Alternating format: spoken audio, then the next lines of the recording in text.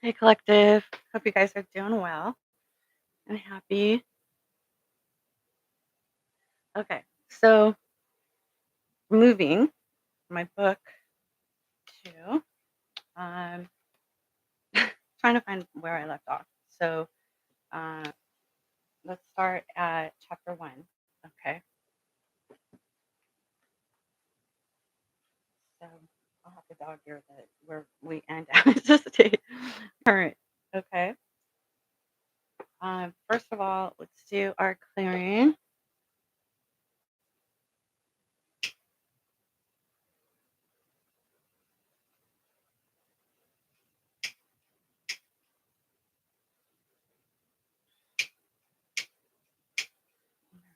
Okay. So Archangel Michael, Archangel Metatron, clear our technologies for the collective and everyone. And also,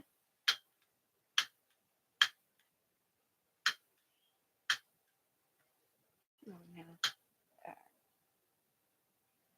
archangels in four corners of the room, around our homes, the collective homes, our loved ones, our pets, our families, and everything connected with us. Archangel Metatron, protect our technologies. Thank you for protecting us and our spiritual gifts for healing and changing, doing the inner work and helping others. And also, hope you're doing your gratitude in your journal or list and sitting in the power or meditations, grounding with Mother Earth. The divinity in us honors the divinity in Mother Earth with the tree roots, twisting and winding up through our feet, our heels, and down through our feet, and twisting and winding all the way down to the core of Mother Earth, wrapping around the core of Mother Earth, and twisting and winding and wrapping all the way up to our heels and down through our feet. So we're securely grounded to Mother Earth. Thank you. Also, opening our spiritual realm of protection around us and our loved ones and all the situations around us and connecting with our divine spiritual guides. Thank you. Thank you. Thank you. Heavenly Father, uh, we thank you for having nothing but positivity and all the low vibe negatives and spell work. Return to senders times 10 and channel this your way, not my way, for the collective with grateful hearts in the power of full name of Jesus Christ. Amen. And so it is. The divinity in me honors the divinity in you. Okay. Um, so a brief note. So I did some pulled some cards first before I start reading the Heart's Code, and someone here is a Reiki master. Good job, keep it up. And I'm feeling that there's some people watching that need to get their chakras aligned and cleared, removing entities, protecting our energy, definitely every day. And also, we can remove these entity attachments that probably have been through um, spell work or any kind of um, maybe sexual attachments if you're promiscuous. And also, there's someone who's inquiring and clever into someone's business who needs to get life clearly. Okay, so definitely put your information under lockdown. Okay, and someone is having a spiritual awakening to love and knowing themselves and divine. Good job. And also, there's someone who is ignoring by ghosting. They're a control freak. Run. And um, for whatever reason. If we know how it goes, or maybe you're on your spiritual healing journey, right? With you're on the Twin Flame Collective. It's part of the process, right? It's all divinely orchestrated, and there's a reason for it. The more resistance and lies and betrayal, the more powerful you guys are together, and that's why the forces are trying to do what they do, and it's also for a spiritual awakening of that twin. Um, so whatever is going on behind the scenes will be on the news. Okay, so prepare for that. And also, good job. Collective, you broke generational curses, and you were basically came to the message when you were called by divine to be shark bait for God. So spells and entities cannot work on your divine vibes, but continue doing the work and calling in your protection. Okay, your divine um, protection. Someone has an incubus entity that needs to be cleared away, and that's probably what's driving maybe some addictions because it's through spell work, possibly, or someone who has done sexual magic that wanted to put that entity on you and causing that hunger. Not you. It was hexes and magic. So definitely rebuke those demons and um, return to sender times 10. And we can do that with Archangel Michael's powerful sword to cut those Jesus Christ to come in and move them, walk them away from your body, your auric field, and anything to do with you, your bloodline, and your children. Protect them and clear their energies too, and teach them how to do that and free yourself from that manipulation and also divine, obviously. Well, has the final say in everything, can remove entities, lies, contracts, and betrayals. So trust your gut feelings and divine guidance, which is your gut feeling, where we start with our clairs, right? For clarity on being on our right path and um, not fake illusions and getting out of the woods to the other side that um, to this is about to bring in love and the abundance where you're supposed to be. Okay, and also um, divine will be opening your eyes if you haven't listened to your clairvoyance, the signs and synchronicities.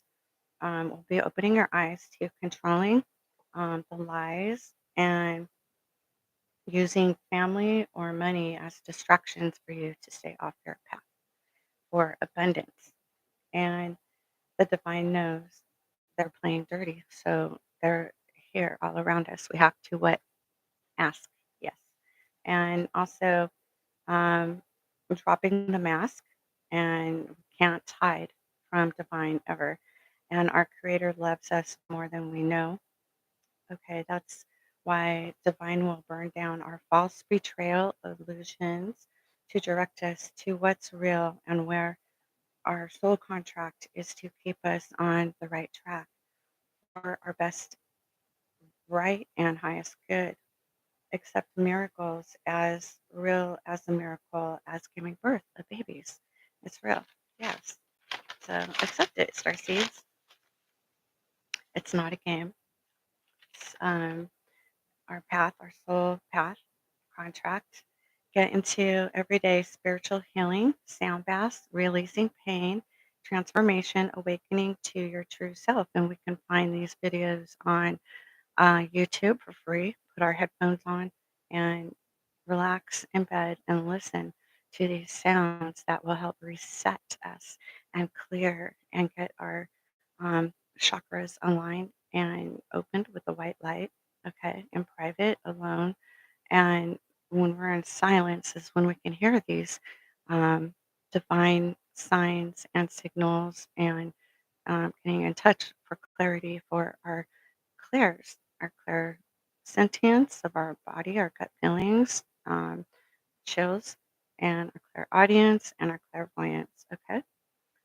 Don't be mad and nobody, at nobody. I'm not.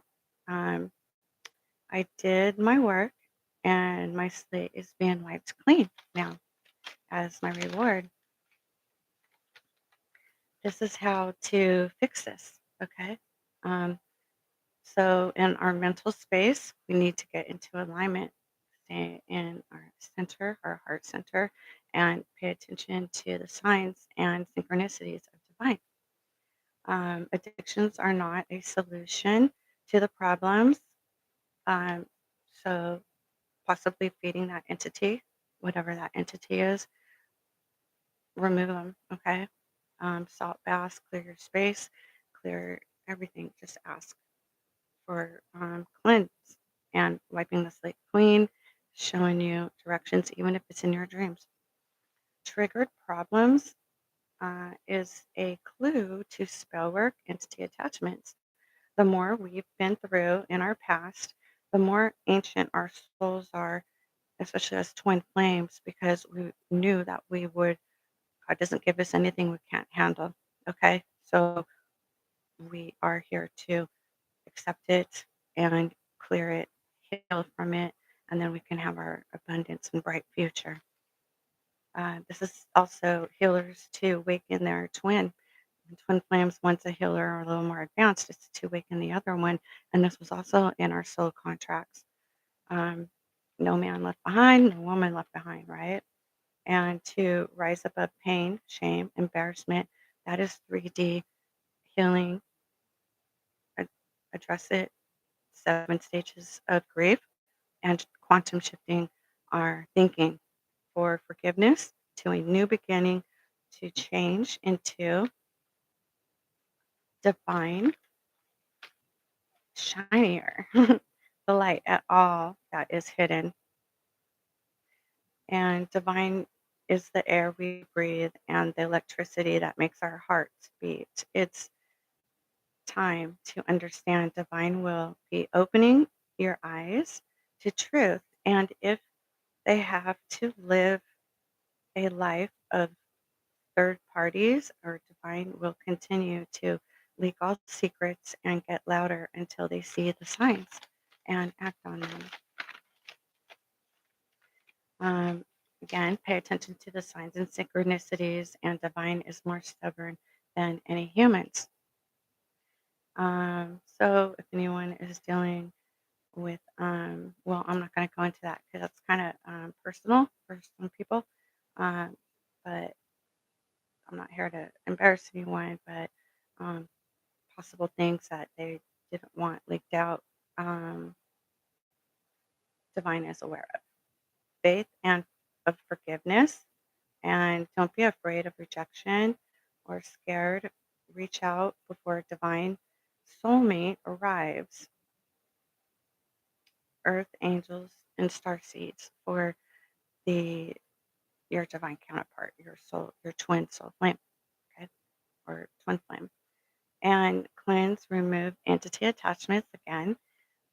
Divine is burning it all down and done till it's all done, um, until someone changes by healing and knowing and listening to ourselves, like our clear, and divine will bring in a beautiful future with abundance. Can't get started, and it needs to get started right away. It's past due. Divine will unblock the changed twin flame who released all karma, and your twin flame was sent to you. Or if not, then um, they will have a lifetime of what their judgment was, probably what they're going through now, and for not listening, and also bring in a divine partner, star seed, earth angel, of all to clear up all the pain and all that we went through, feeling it from our heart and healing it, following your divine guidance, our divine guidance. Start at gut feelings, blind faith, and trust yourself.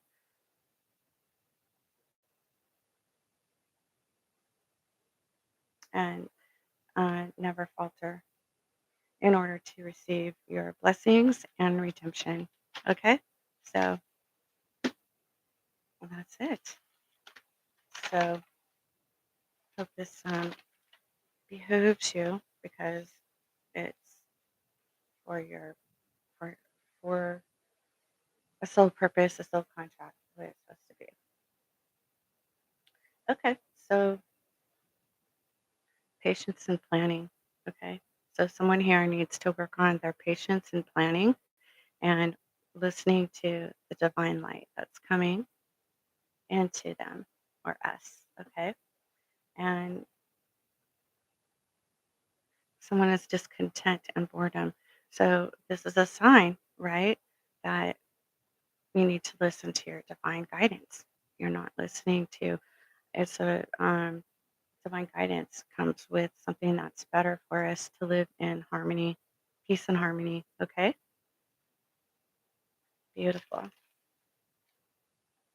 Okay, so let's start at chapter one, breaking a lethal covenant. At the earliest moment at which we catch our first glimpse of man on earth, we find him not only on the move, but already moving at an accelerating pace. This crescendo of acceleration is continued today in the generation. It is perhaps most difficult and dangerous of all the current problems of the human race. Arnold Toynbee. Where are you?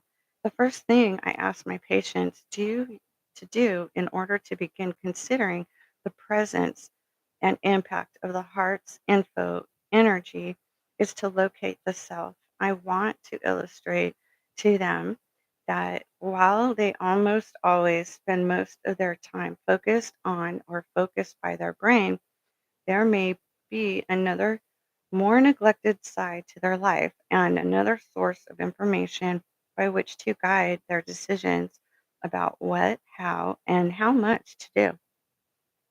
As you read these words, take one hand from this book and point to yourself. Where is your hand pointing?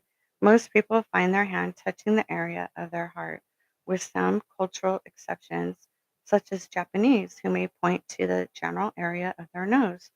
Almost every person I have asked to point to himself or herself points to the general area of their heart, no matter how important it thinks it is. The brain that is coordinating the pointing movement seem to know where the major component of the self it shares with the body resides.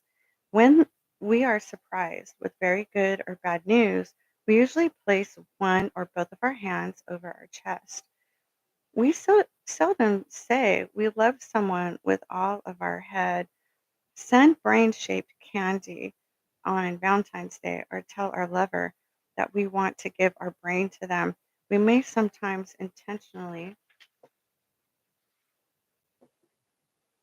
try to be sensitive to the heart's code, such as when a major work or life decision is pending and we seek guidance from our heart to tell us what to do, even though our brain has already rationally made its decision.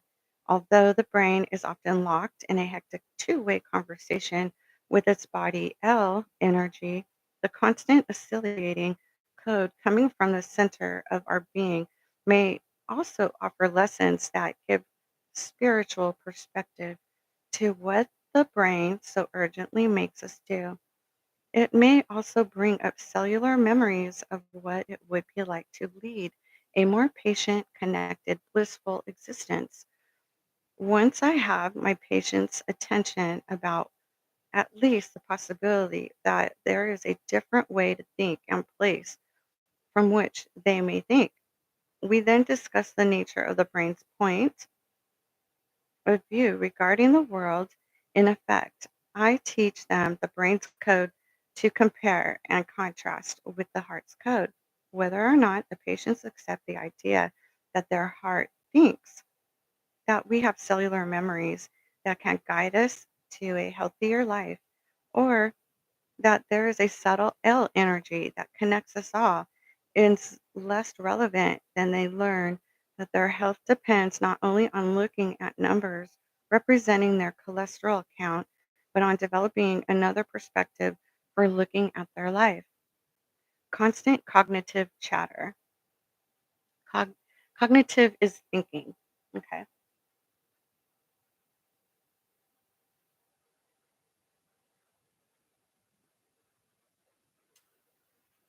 Excuse me, collective. Some healing oil on my hands. Oil up.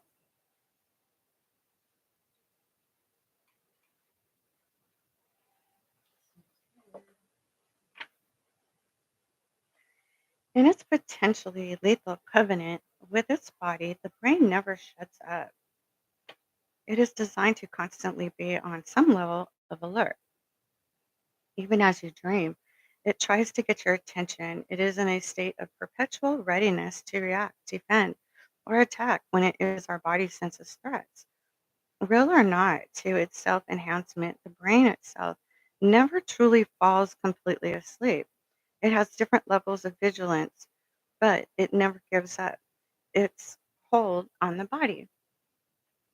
In a sleeping disorder called sleep maintenance insomnia or sleep apnea, the person falls asleep and stops breathing.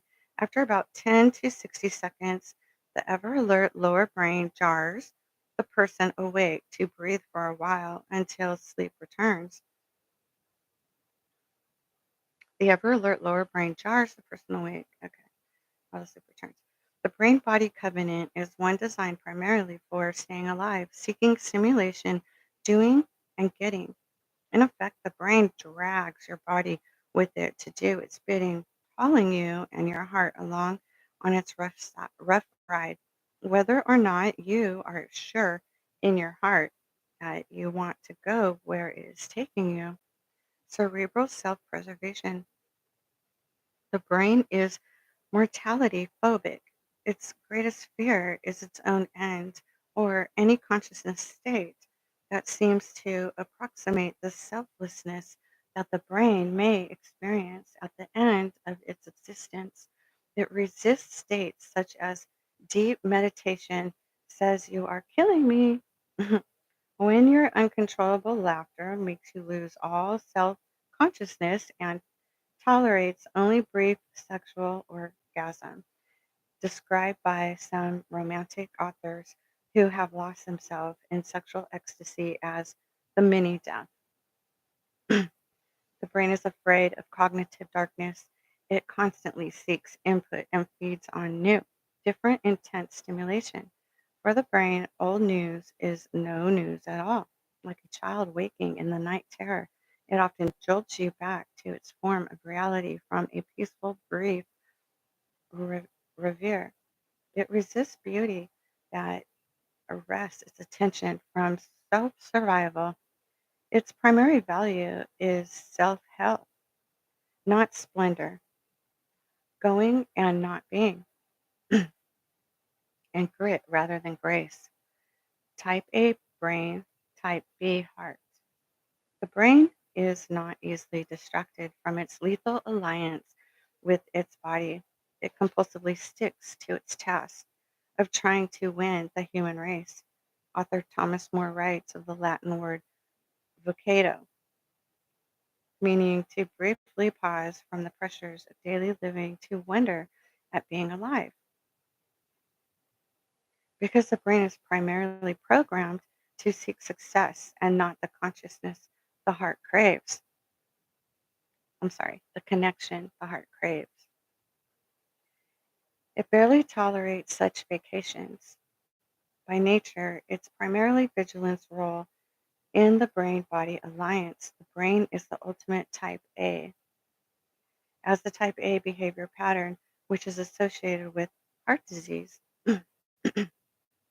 The brain is always in a hurry, preparing its body to go somewhere and uncomfortable with the just being anywhere. It may resent being slowed down by what it sees as annoying interference and demands from the other brain body systems. The heart, however, seems to think in a more type B, gentle, relaxed, connective way, and is in search of connecting with its subtle L energy with the other hearts as a means of establishing lasting relationships and intimacy. The brain seems to want to have a blast, while the heart seems to have a bond. The territorial brain. The brain is self protective and territorial. Its code is I, me, mine. A natural pessimist, it evolved to expect and anticipate the worst as a form of self defense left over from our primitive ancestors. necessary constant vigilance for outside threats. Psycholo- Psychologist Mihaly Csikszentmihalyi assess that the brain has an evolutionary bias towards pessimism and that unhappy, pessimistic, vigilant negativism helped our ancestors maintain an environmentally adapted, ready to defend posture in order to survive. That's what PTSD, right? And that releases the hormones that can tax our organs.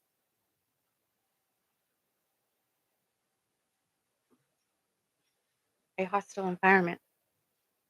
He writes that, excuse me, the pessimistic brain, by dwelling on unpleasant possibilities, is better prepared for the unexpected. The energy that attracts and comes from the brain seems to be a darker, ready to fight, more negative energy than that of the heart. Dr. Larry Dosey, writing about the role of unhappiness in health, points out that it is as if all our potential thoughts are a roulette wheel of possibilities with only a single red positive slot amid thousands of black negative ones. Because we tend to be so cerebral centric and driven by the brain's constant search for the negative, we gawk at an auto crash race to witness a disaster in progress and are drawn to television shows that show real life crises. Even though it may break our heart, our brain seems to seek the sad and terrible, while the brain may consider sameness boring and predictability dull. The heart is constantly on the lookout for the wonderfully simple pleasures of life.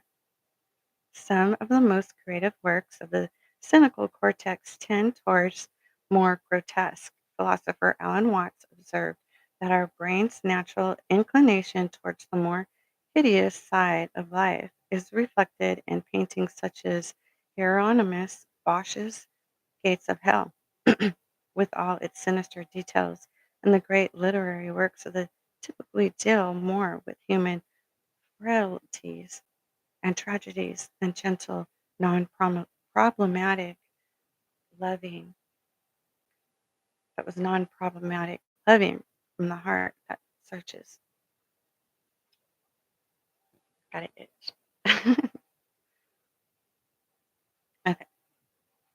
By learning to contrast the brain's and heart's distinct roles, we may be able to more easily recognize which our cultural creations are serving the objectives of the more selfish brain and which promote the more altruistic agenda of the heart. All thoughts are second thoughts.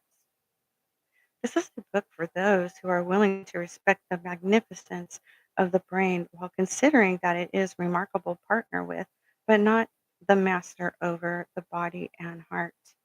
The brain is primarily designed as a reactive health maintenance system, not as a contemplative feeling system.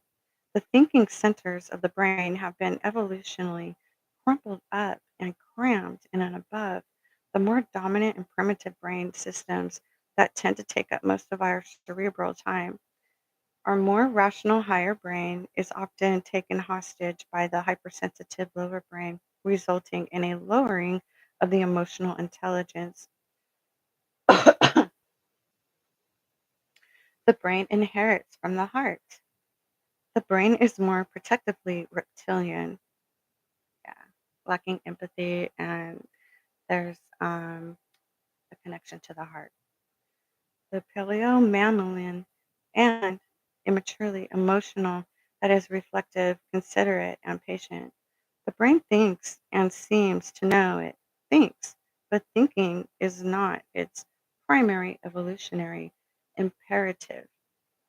Rational thinking comes second to the brain's reactive survival instincts, and enhancing the self takes precedence over regard for the welfare of others. The primary mission of the brain is to keep us alive and to make our individual life as physically pleasurable as possible.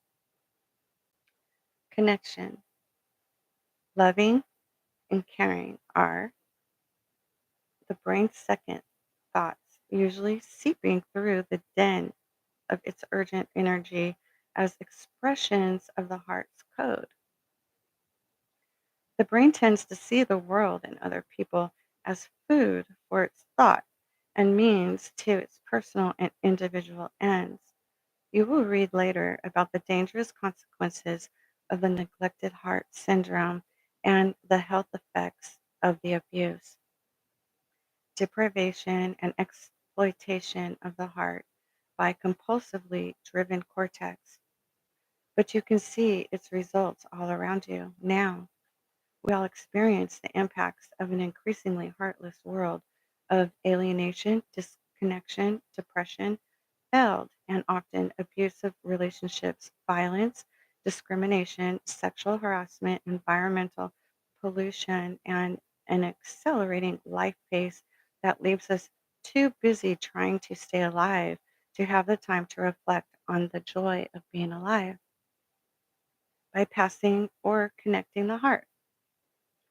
Once the brain has abused the heart with a deadly, cynical code of self preservation above all else and driven the heart beyond its physiological limits, it can burn out its own life support system. The heart is the most powerful muscle in the body, the human body, but even it can be strained and torn by the pressures applied by a stressed and stressful brain. Our brains have even managed to devise ways to bypass the hardened and dystrophied heart to arrange to have another previously owned replacement heart installed. I have the deepest respect and appreciation for the modern medicine that the brain has created and for its rigor and power. It helped save my life and put my parts back together again. But as with Pinocchio, in the final analysis, it seemed to be the energy of my heart that gave my spirit and soul back and made me human again. Our soul rests right behind our heart. Putting the heart back into our life can not only help save and prolong our life, but make our life and all of the life around us more hearty and hearty for everyone and everything. Are you good hearted? What is your temperament? Would those who know you the best say you have a good heart? Would they say you are nice, caring person who is a real pleasure to be around? Would your family say your mere presence should bring peace and harmony to their home? Would your colleagues at work say you are total joy to work with, always willing to help out, honest and free of pettiness? Are you the kind of person you yourself would want to live, work, love, and play with every day?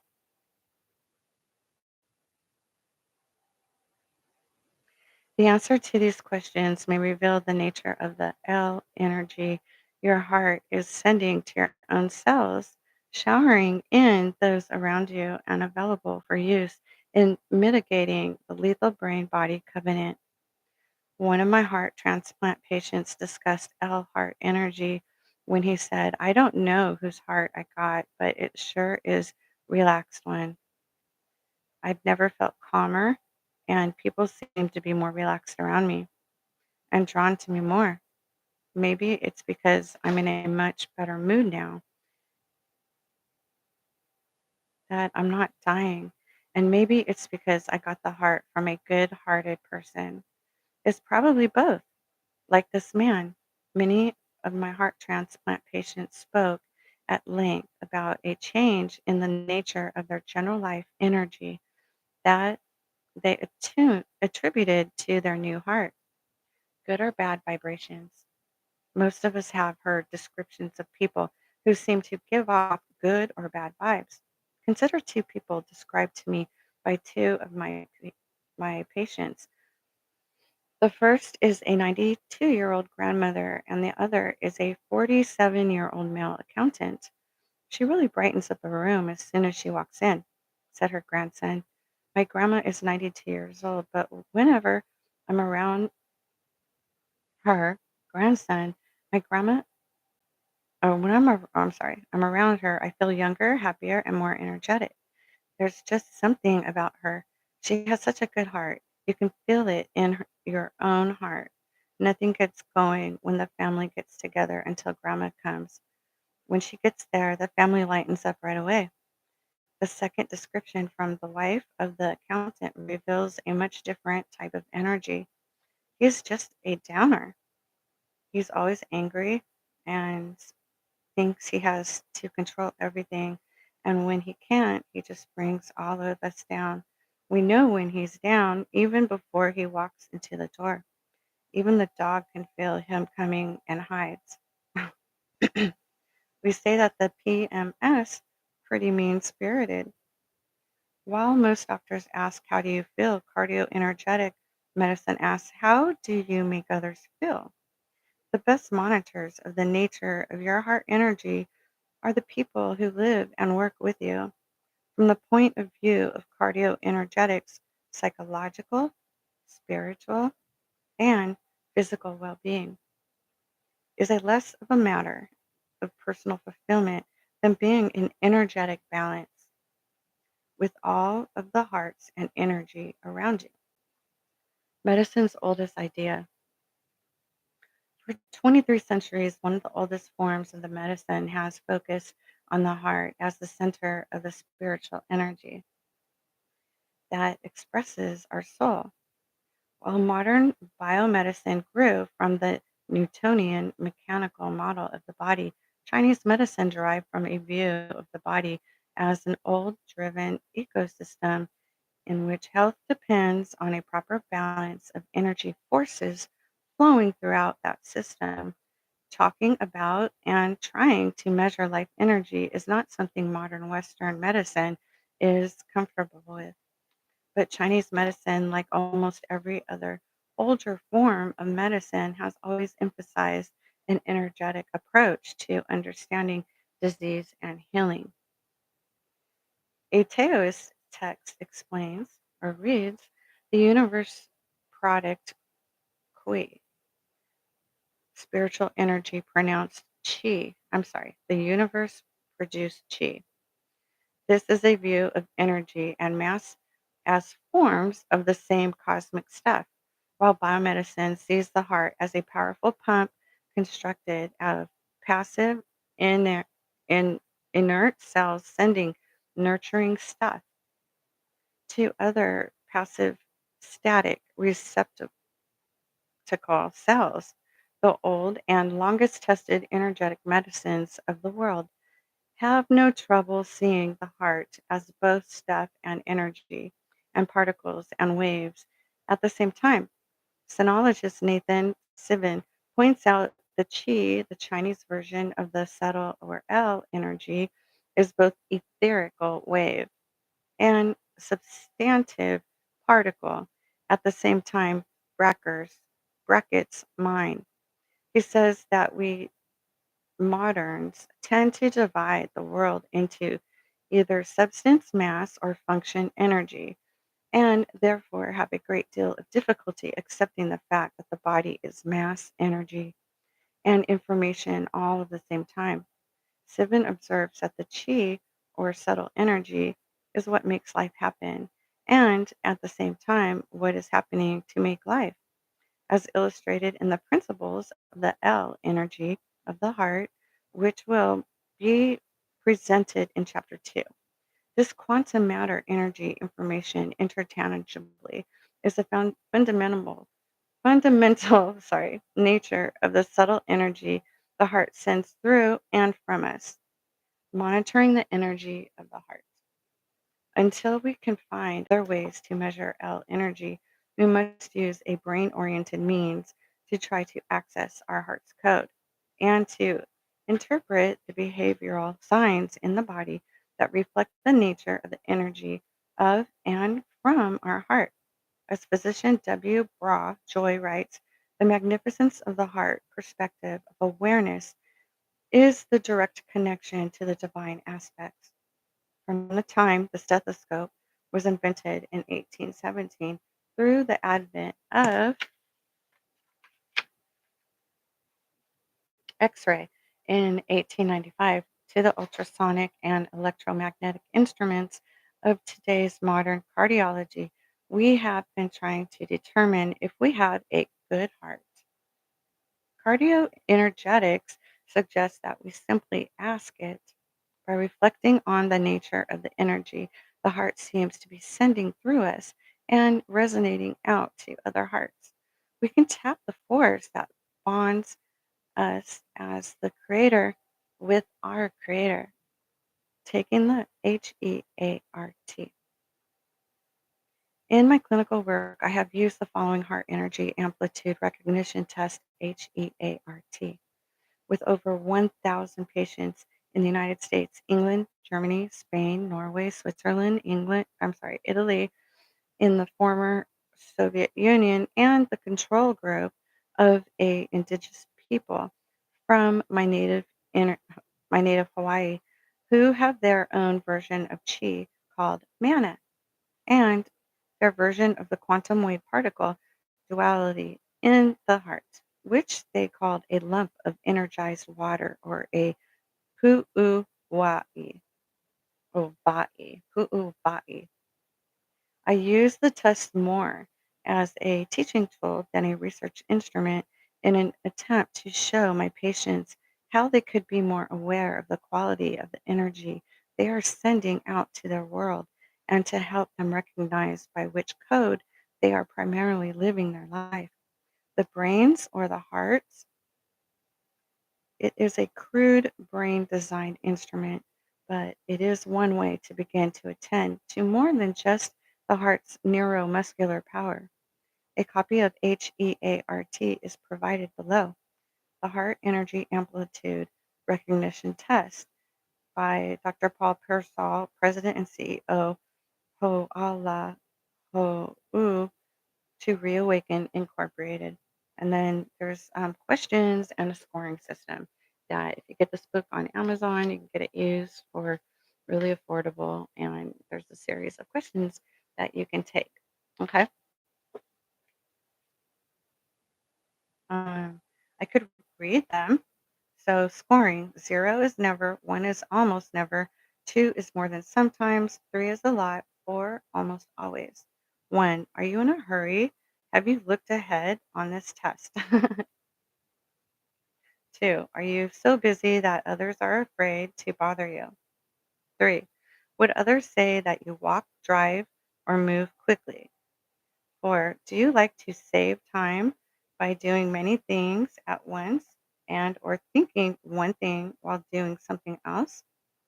5, does it seem that you always get in the slow lane?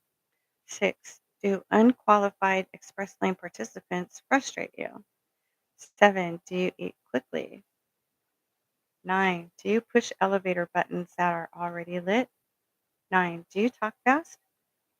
As shown by gasping, spraying droplets of saliva, or getting tongue-tied? 10. Do you try to hurry others speaking using yeah, yeah, yeah, or tuneless humming? It's rude. 11. Are you a disgust flasher? Click tongue, tilt head, raise left side of mouth, sigh, hand on hip, roll eyes. 12. Do you lose your temper while driving?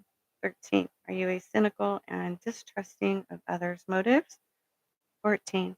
Do you have sleep stress? Sleep onset insomnia, snoring, grinding of the teeth, tossing and turning? 15. Do you replay angry events? Rehearse sarcastic comebacks? Tell work war stories, spread rumors, and or threaten to quit your job or relationship? 16. Do you have family or marital conflicts? And are you or neglect your family? 17. Do you feel a letdown after attaining a goal or high success? 18. Do you feel that you did not or do not get enough unconditional love from one or both parents? 19. Do you have a harsh, critical, sarcastic voice, quality, or laughter and or use profanity?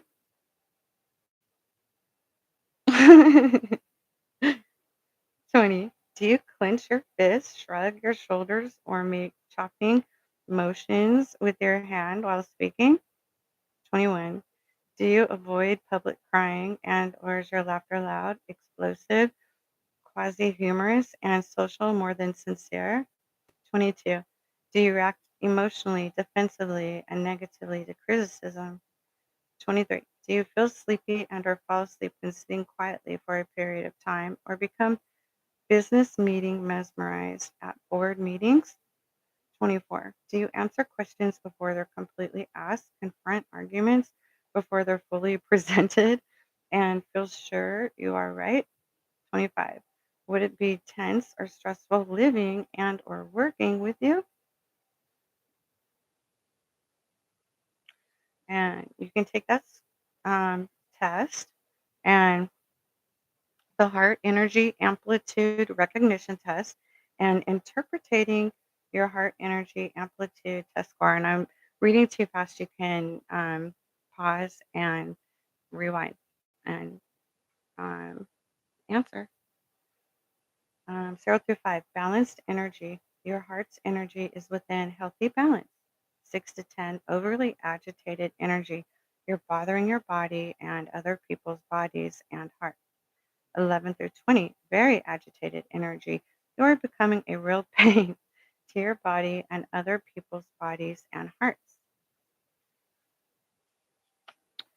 21 and above, toxic energy. You have become a real pain to your body and other people's bodies and hearts.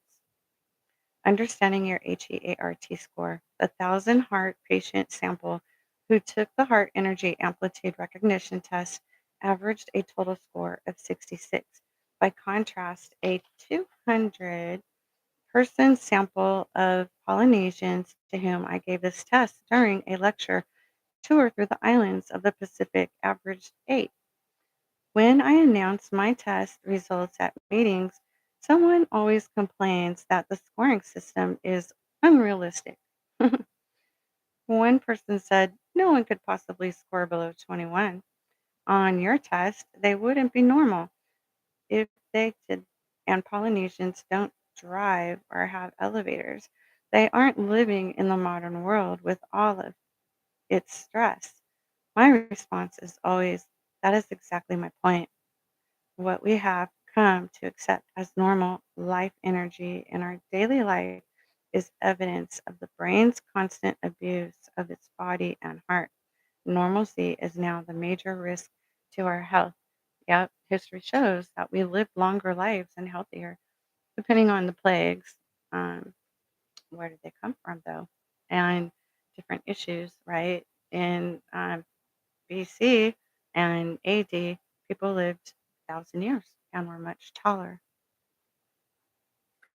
While my sampling techniques and selective administration of the heart energy amplitude recognition test as a clinical teaching tool rule out interpreting these numbers in a way other than general indication and picture of the heart's energy, the degree of difference in these two average scores from a Western and Polynesian group is interesting in terms of the energy ecology of island and opposed to continental life. Living in Hawaii, I have found that the oceanic way of life and its close connection with the energy of nature, reliance in ancient healing energy models, high degree of emphasis on family and view of the heart and not the brain as the center of the very relaxed state of consciousness may account for the lower Polynesian score. And I'm going to end it right here. And where's my bookmarker? Okay, so um, let's do an oracle card.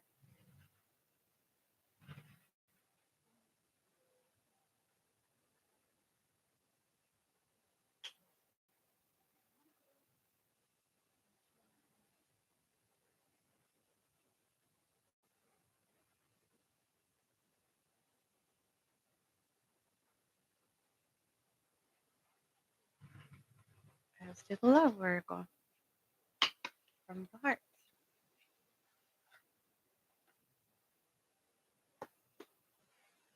Archangel Michael, Holy Spirit, show us, collective, what we need to see and know.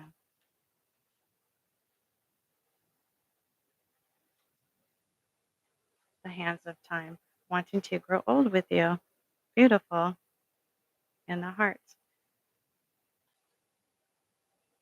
Archangel Michael, Holy Spirit, show us another oracle. How about a couple?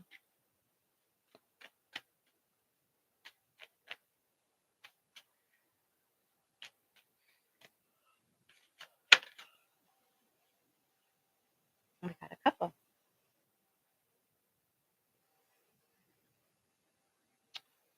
Okay. Money issues are preventing me from helping you out. Okay. So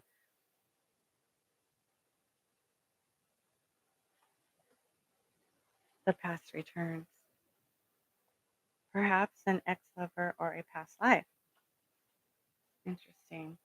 Well, collective, the abundance comes from listening to divine, our heart center. Just saying. And that's a test. Choosing our heart or choosing the 3D false. Divine feminine, the creation, right? Flower of life with divine protection. Divine masculine and Archangel Metatron. Cube. Love and relationships gate is open. Take a leap of faith and walk through. Yep, that's what divine says. When we do this from our heart center, and that's a key to the universe with our divine abundance and protection.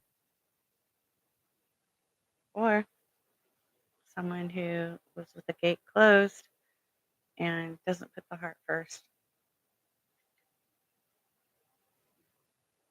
would not be the right timing until we listen to divine. First kiss. Love and relationships, first kiss. And I'm going to end it with this. Sweet dreams, you guys. Okay? God bless. And I wish you all the best. And I'm going to mark with an ink pen right where I left off. That way, start right back up where we left off. So take care. Good night.